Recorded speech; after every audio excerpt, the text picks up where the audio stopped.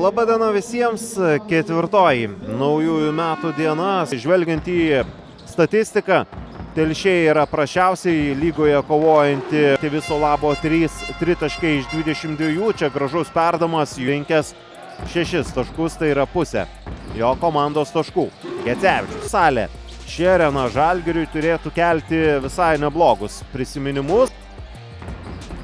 Taigi Gecevičius čia jaučiasi pakankamai gerai. Kaminskis tritaškių fiesta yra pakilęs iki pagrindinės komandos. Daubaris galbūt dar vieno ir trečias Daubario tritaškis, kai Dovydas Buika po išsikeitimo gauna Jakštą.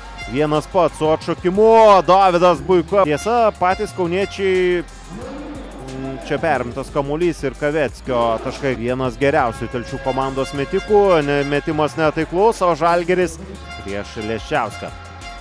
Raupelis, oi, koks klaidinantis judesys. Nestandartinė situacija Martynui. Juzėnas, Dėliauskas ir Gecevičius aikštėje. Čia Gecevičius pramegotas. Mikalauską pakeitė Laurenčikas, čia Žalgirio komandoje. Žalgirio komandoje rezultatyviausias yra Juzėnas. Martynas bando atsidengti. Laurenčikas prilipęs prie jo, Valantino užtvarą, čia Jakštui kraštą perdamas į Rolandų, taiklus pašokinėjęs į Kristų. Atkovotas kamuolys puolime ir dabar jau 2+1. Avolinė yra nuimta, čia klysta Telšiai. Dovydas Buika puikiai išsivaduoja tą kamuolį šeimininkai. Dovydas Buika jaučia, jog dar yra laiko, čia Juzėnas, 3 taškai. Krenta ir jam šiandien. Bet dar viena galimybė ir Valantinas.